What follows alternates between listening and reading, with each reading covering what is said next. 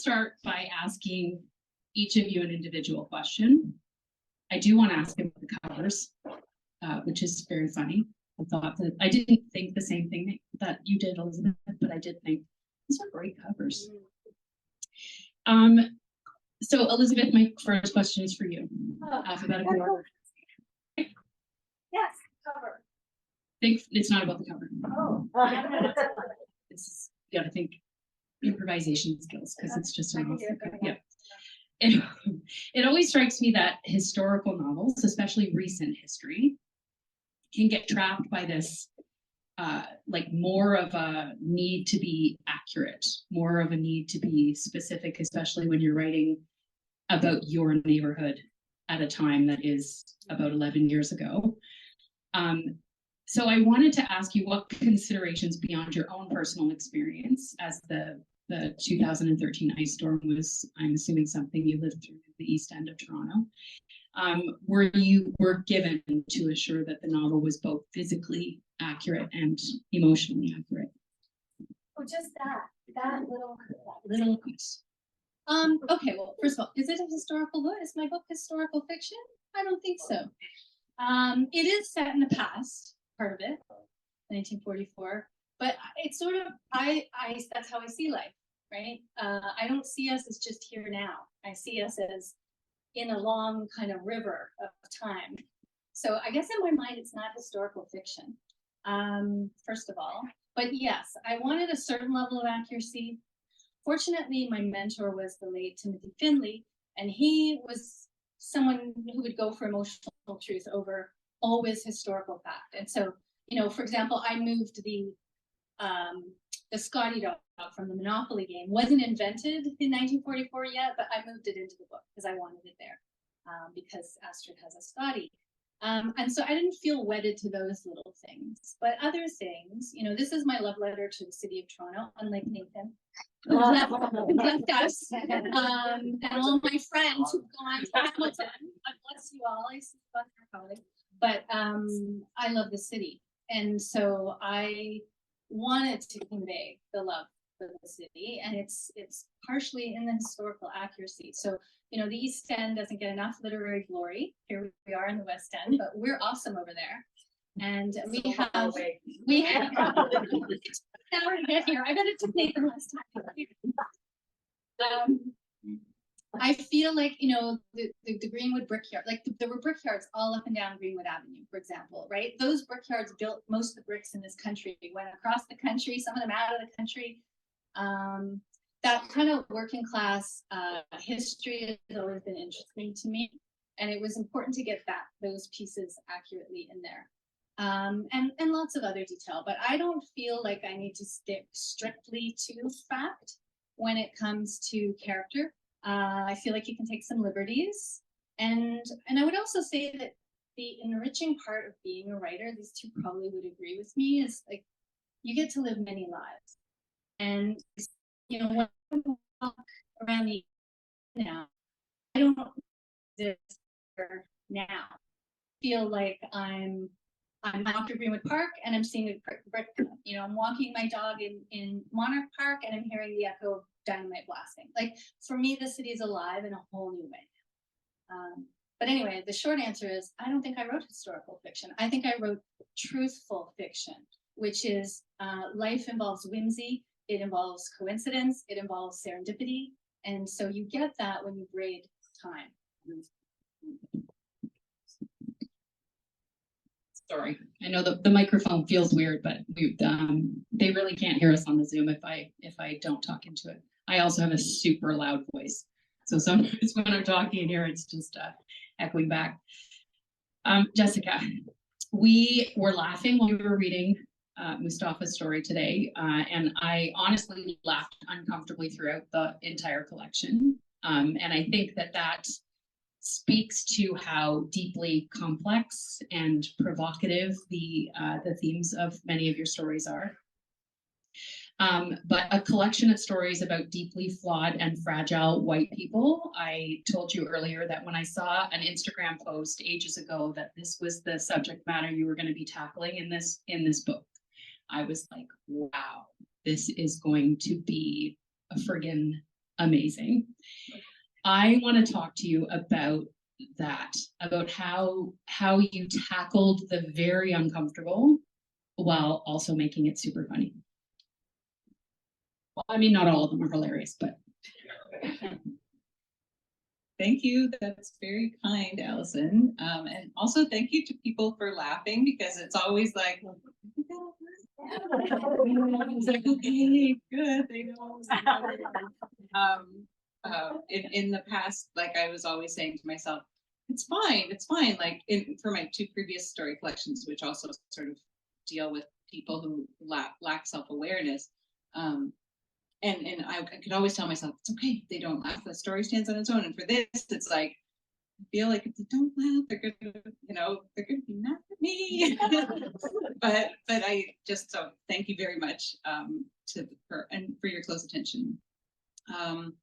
Yeah, I think this, my short stories and my novels, I write them to explore sort of what I'm experiencing inside of myself and outside of myself. And I definitely started this story collection looking inward first. And I'm always drawn to write characters that they're based in some way on sort of the most embarrassing and shameful parts of myself that I don't want to look at. So I'm like, well, that means I have to look at it.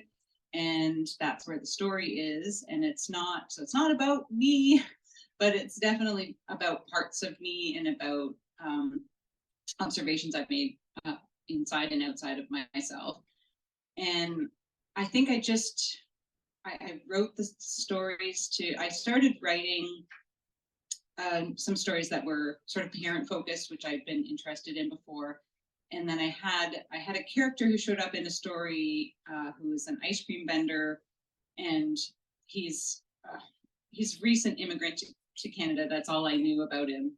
And he sort of took on had a small role in a story about parents and their only child who witnessed, just like it's a bird that looks like it's going to be drowning in Niagara Falls. And then there was this ice cream vendor, and the parents sort of say, they're sort of shy around him and, buying ice cream from him. And then he sort of just says point blank to them that his daughter died, coming from his home country. And they're like, they didn't want to ask what country he was from, because that sounded like a rude question. And then they just sort of, go away.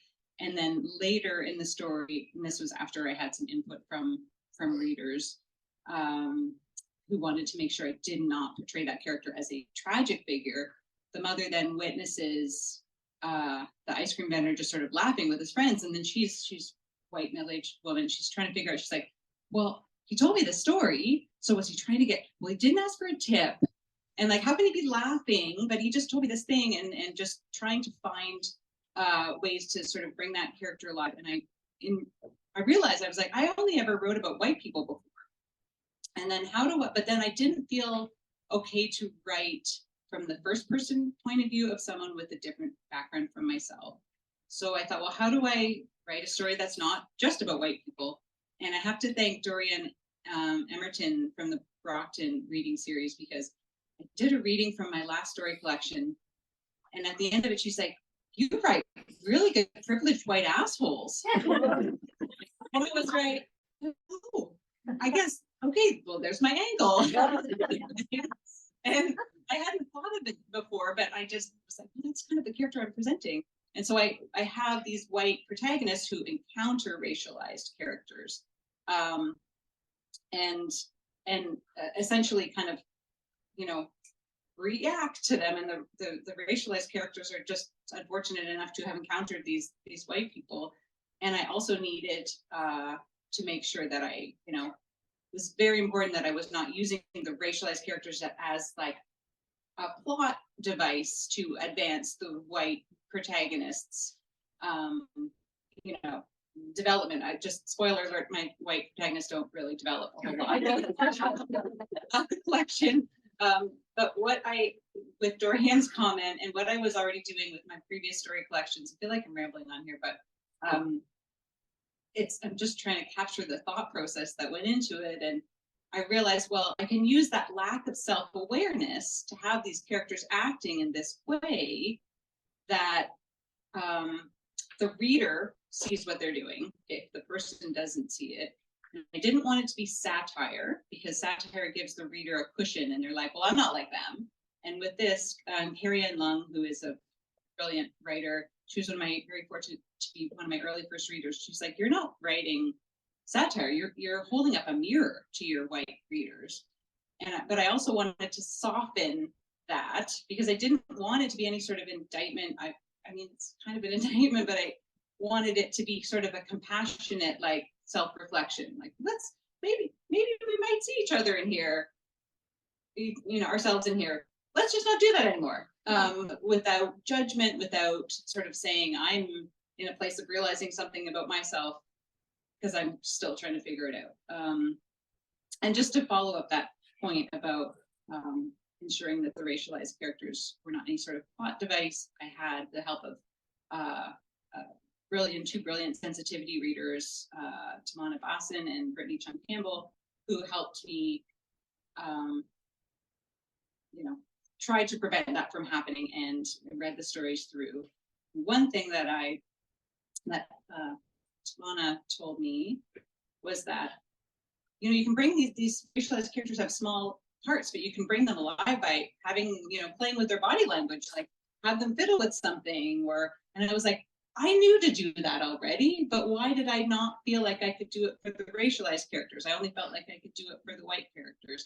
So I would not have written the book I wrote without the help of first readers. I had the benefit of having my editor, Brian Abias at Invisible Publishing. We had an amazing journey on this book together, and the sensitivity readers I was fortunate to work with.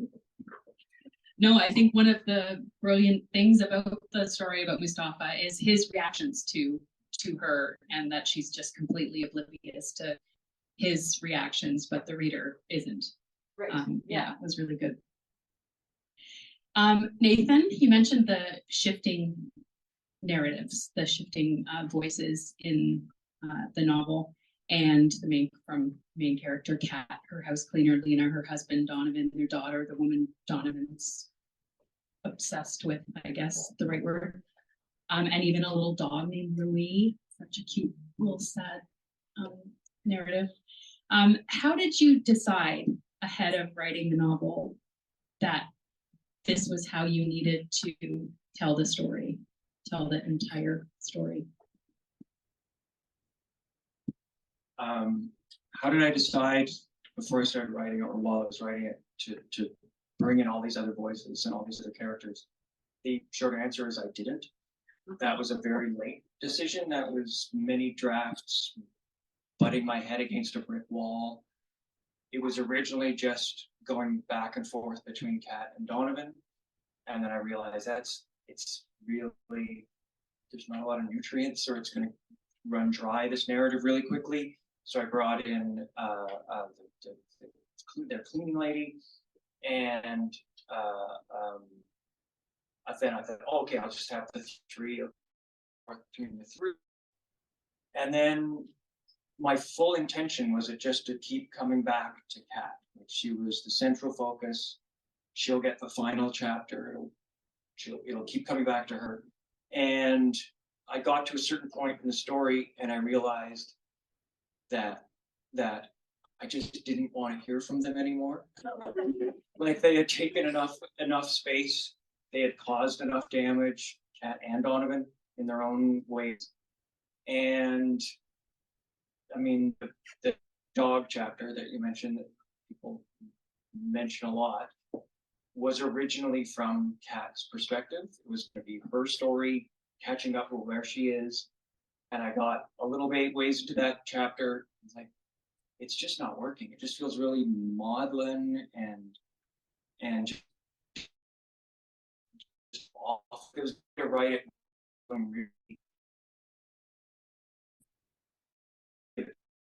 character felt kind of overdone, and then I don't know, but just who's left? Like, it was literally this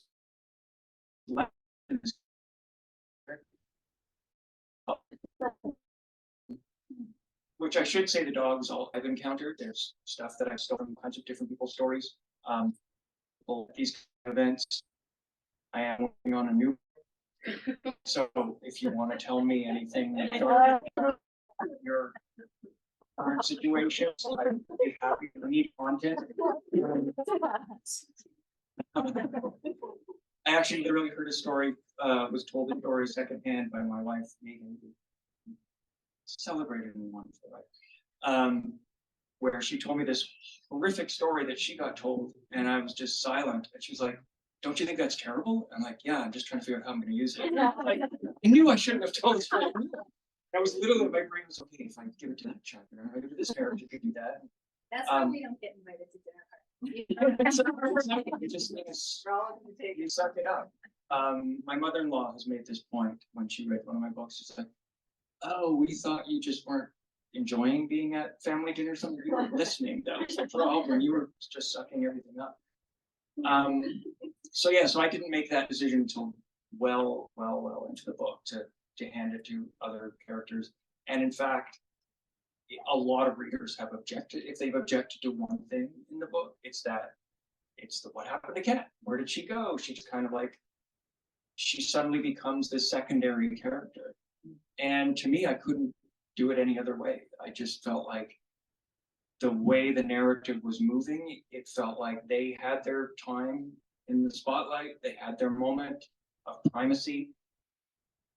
Now it's the people that they've had an impact on, that their lives have had an impact on. So in retrospect, it looks brilliant or really irritating, depending on your reaction to it, but it was all just practical. Like, I'm really bored with their story. I want someone else to tell it. So it was handing it off.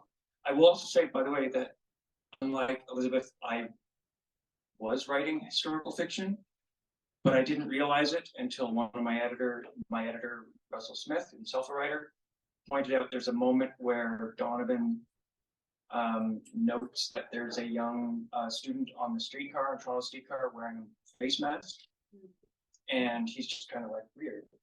And there was an editorial like, no, that's not weird anymore. And I'm like, oh yeah, that was written before time. This is historical. So yeah. It's very much like it's become pre-2019, 2020 historical fiction.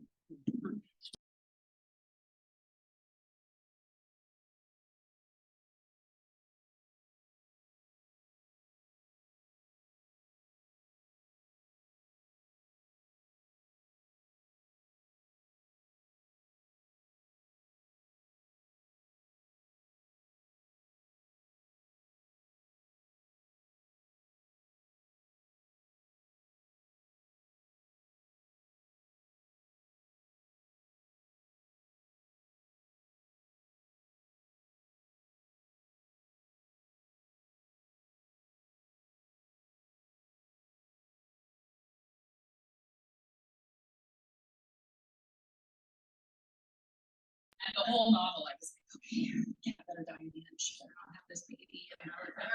And Louis comes and it's, thank you all for sharing that. I'm going to move into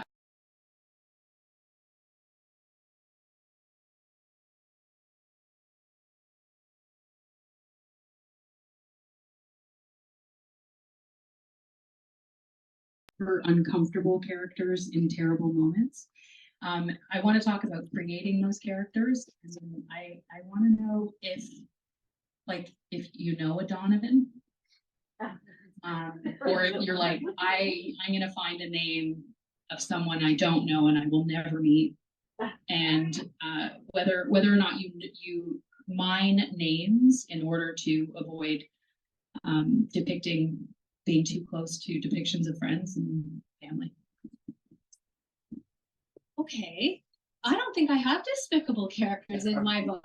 Sorry, I'm being very disagreeable tonight. Other books, yes. Other You have books, one yes. that's murdered quite violently. Oh, that was such a fun scene, you're right? I mean, we deserved it. I'm sorry. It was greatly satisfying.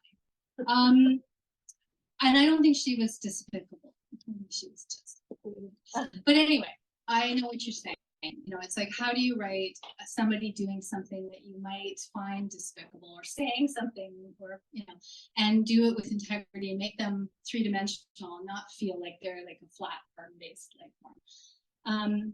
And you mentioned names. So for me, names are destiny, right? I'm crazy obsessed with names. I don't work from an outline. So when we're talking about character, that's how I enter a story. So I cannot write a novel from an outline. So it has to be that I know my characters really, really well ahead of time, at least the lead characters. And then I can plot them into a plot and follow them. It of course means a lot of rewriting for the writers in the room, a lot of rewriting at the end around structure, but that's what works for me. And part of that is defining who they are, and part of that is from their name. So you know, I do spend a lot of time thinking there's always some symbolism for me with the name. You heard maybe the echo, Astrid, asteroid, cold cream. You know, that's her alias.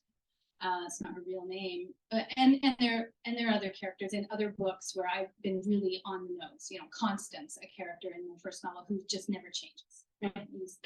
Things like that.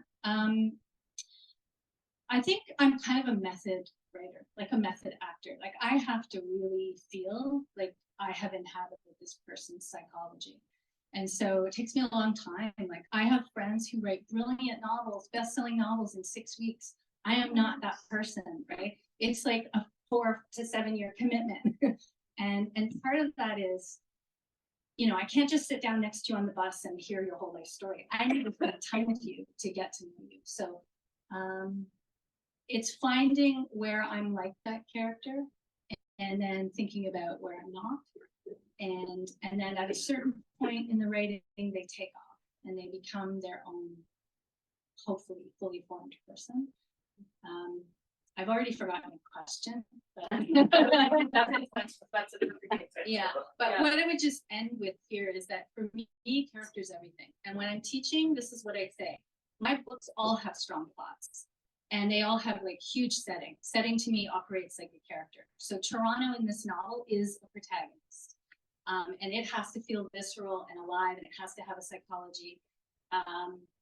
And so if you know your people well enough, you can enter the story anywhere, right? And then how you put it together, your goal, of course, is maximum dramatic effect, but how you put it together, it could be 5 different ways. But the people cannot be put together 5 different ways. So I'm always encouraging my students to really spend a lot of time thinking about character development. And when you enter a room, like we all enter this space, I don't know anything about you unless you tell me or I observe it, right? And the characters are the same. They enter a scene like that, but they come with their whole personal history, just like all of you do. And so they have to always have a sense of like the major moments in their lives, right? If I ask any of you, what are the 3 defining moments that make you who you are? You're not going to tell me, but you know. And so when I approach character, it's like they enter the scene with all of that. And I don't want to put it all on the page, but I need to know what it is. Totally gonna steal it. That was really good. It's really good. I totally agree with Elizabeth that like for me character comes first, but often the like close second is sort of especially for my short stories, it's a scenario. So I sort of have an idea of a character, and then I have an idea of something that happens either to them or that they're doing.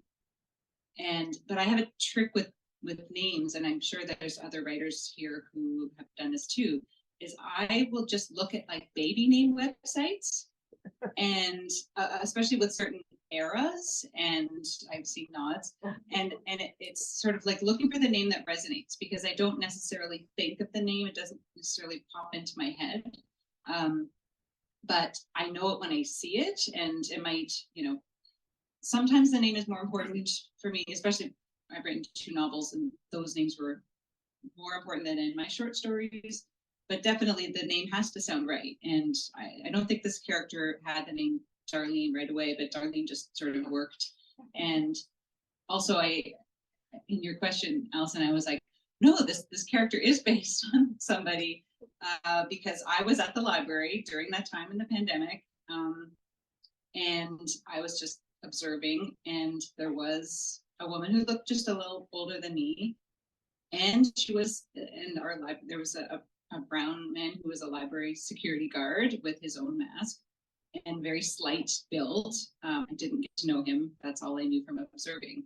But I saw her talking to him, and I was listening because I'm always eavesdropping. And she said kind of what she said. She's like, "Oh, I bet. What did you do? What did you do before you came here to Canada?" And then she had this smugness about her that looking around the rest of us like, I'm interested in him and you're not, you know? And then all of a sudden it was like, I know who that person is, you know, and I don't know who she is. She's just a person I witnessed. I just witnessed that exchange.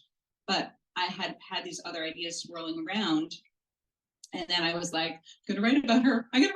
But like, I don't know who she is. And it was just based on, but that sort of suddenly enlarged that type of, I guess, behavior and thinking of, like feelings that I had as well. But suddenly, a lot of times, a character will sort of appear for me based on just a sort of a set, an observation of behavior that I witness in a stranger, and then I'm able to sort of use that as almost. I've been using the word container a lot, like finding a scenario that becomes a container for the ideas I want to put in a short story, like a party or something, or that character becomes the container, and then I sort of fill them up with the different ideas that I've been having. And I'm not psychic. I don't know who that woman was, and she'll probably never see her again. But and then there would be little bits and pieces, like my experience. I actually lost my library card, and I said, I came during the pandemic, and I went to the library, and I've lost my library card. And she was actually really nice about it. And she's like, oh, I can just put your name in the system. But then I was thinking, well, how would Darlene feel about that? She, Yeah. So that's, I think a lot of times, as I mentioned earlier, characters they have some of my traits, not traits or like thoughts or embarrassing thoughts or feelings that might be, that's one thing in them. And then the feelings I got just witnessing that exchange, that sort of thing. But for sure, looking at baby name websites and just seeing what resonates with me. Okay, no, that's the right name for that character is an exercise that I often do for names. I've used a baby directory as well. Sometimes I get lazier, which is my writing office space in my basement. This little windowless room next to a furnace. It's also my classroom. So I've got all these like semi-academic books up behind me. I will sometimes just be like, grab like a collection of essays and just look at the contributors. And I'm like, and again, just kind of do the same thing. Like, yep, that works. And that's the name. It's a bit like, it's a bit like the way I gave chapters to different characters out of just a feeling of like, I don't want to write this other character's perspective anymore. And then later I'm like, oh yeah, that's absolutely the best thing I could have thought. And the only way I could have written it. It's sometimes I don't even start with a scenario. I just start with a vibe. And I know I'm heading towards something. I just have to kind of keep throwing situations and backstory in and seeing what they do. I've realized that there's my method for creating this stuff. It does start with character as well, but it's much more like there's a British film director named Mike Leigh, whose stuff I love. He's one of my favorite directors of all time, Secrets and Lies. And the way he creates his scripts is he brings his actors in and kind of gives them a bit of a bare outline of their character and then just gets them improvising. And this goes on for months and months, sometimes years, where they just improvise and build backstory. And he just observes and kind of like, no, you do that. No, actually, no, you go back. And he'll adjust. And then eventually, based on all those improvisations, he will build the script. And then he will completely adhere to the script that he writes. But it's all based on this long workshop process. And I only realized this very recently. I was like, that's exactly what I'm doing. I'm just, because there's whole like subplots that get thrown out. And I'm like, what a waste of time. That was like 6 months of writing. I'm like, no, I needed to know that. Yeah. That informs everything else that happens. The only other thing I'll say about character is, well, two things. One is, I think a bit like Jessica's characters in that if you don't have the frame around it, this is a short story and this is somewhat funny and this is dark, there are people who could hear it and be like, that's my friend Christine. Mhm. What's the story though? Like, you're just transcribing what my friend Christine told me last week. Like, there's no joke. In the same way that I was when the original show The Office started broadcast, the British version, the better version. I had a workmate. I was working in an office and I had a workmate who was very much like a character from The Office. And I remember him coming on and watch that show. You said you love The Office? I'm like, yeah. And he's like, I don't get it. They're just people working in an office. I'm like, because it's you. It's you. Same way that like Eddie Van Halen once said he watched Spinal Tap when it first came out. He's like, I don't get it. It's just about a band. Right. Like, that's what we do. I didn't get that if you don't see it as a joke, you're just like, yeah, that's real life. So the one rule I always try to have with characters is never to have them say anything funny. Everything they say, or even mean or like they in their minds, it's totally defensible. And you've heard it, other people say it. They never actually come out and confess. They never come out and say they're awful people. Everything they say, if you heard it in a slightly different context, you'd be like, yeah, I can see that. Yeah, that makes total sense. It's only when you know the sort of frame around them of the story and the situation, you're like, oh, that's the worst thing you could possibly say, right? I was even thinking while Jessica was reading, was like, I volunteer in my neighborhood in Hamilton for a community pantry. This is where people go and they donate food, and we collect money, and we go there, volunteers go there and clean it and restock it. And some of the people that also volunteer that I do that with, wonderful, big-hearted, very generous people, but they are Darlene sometimes, where if you just heard them start talking about some of the community people who use the pantry, who need to come and take food, you're just like, I hope you never actually have to talk to the people who use the pantry, because you'll get that person like, so why are you, taking macaroni? You should really take something more healthy, I think, It would be exactly that was, and they could totally defend it, and they would read your story and be like, I don't get it. Like, she was trying to make a connection. She was trying to get across culture. That's what you want to do. It's the frame you put around it that reveals it as perfect. Can I say something about that? No. So you're calling it a frame and you call it a container. And what I would say is constraint. And poets use that term all the time, and novelists pretend we don't use constraint, but we do. I mean, what is a character? It's a personality in a physical body constrained by that and its immediate circumstance. What is a setting? It's a constraint. And what is the greatest constraint? Of course, mortality. So that's the ticking time bomb that constrains a lot of novels, certainly mine in this case, but also yours. That's the constraint for the woman with the breast cancer. So that, I think, is worth noting too. When you're talking about character, you're also talking about constraint all the time. And I wanted to say, give you the mic, when I was saying destiny and names, like Donovan was such a great name. And I was thinking, why is Donovan working for me? And it's because the word no is right smack in the middle of his name. And what is the thing that Donovan doesn't know how to do? And it's listen to the word no, right? Take no from it. Totally. Yeah. Can I just say one thing about Donovan? I just remembered like I said, I do steal things from everybody I know. My sister-in-law, Jackie, recently read the book and sent me an email after reading it and listed every character. The one that I saw, like, this person, that's gonna be that's gonna a little bit. I did get one email from a former work colleague saying, congratulations, I saw the book, I read it, loved it, great stuff. That Donovan character, I saw a lot of myself in him. So well done. I just thought,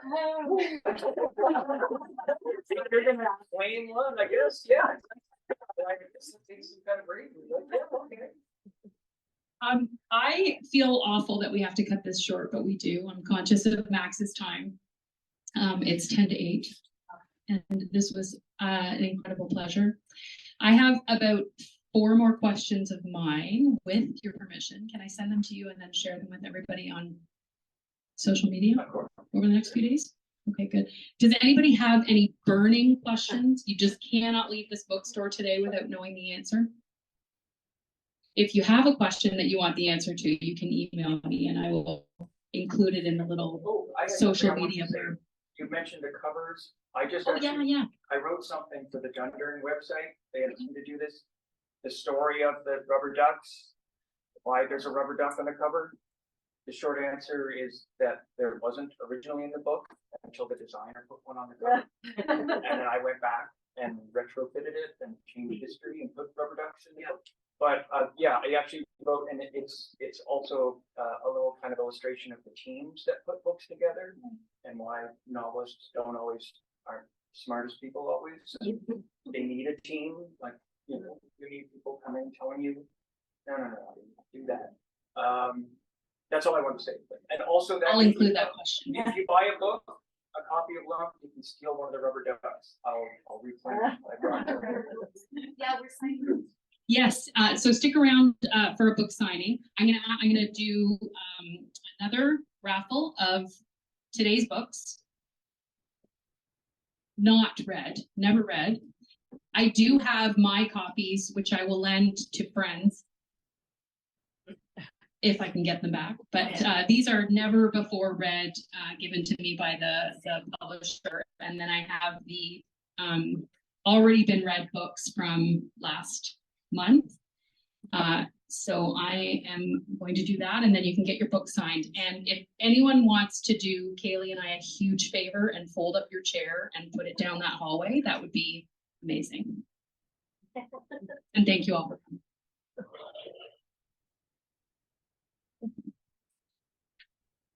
Linda Dawn Pettigrew is online. Linda, thanks for joining us.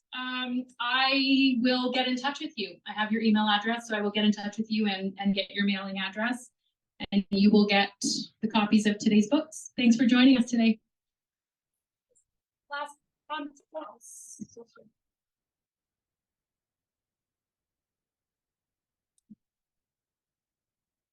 Michael M.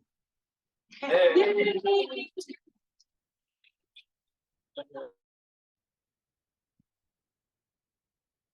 Thank you so much, Nathan, Jessica, Elizabeth. It was wonderful coming out. That part of it. Back to Toronto. Nathan, are you from Toronto? No. I was people who and people who grow up here. Bolton. Yeah. Good. Thank you so much. Yeah, if I'll get the authors to stay here for a minute. If you want to come up with your book, they can sign them. Do you guys have pens? Yeah, good. And thank you so much, everybody, for coming. Thank you, Kaylee. Once again, thank you, Max.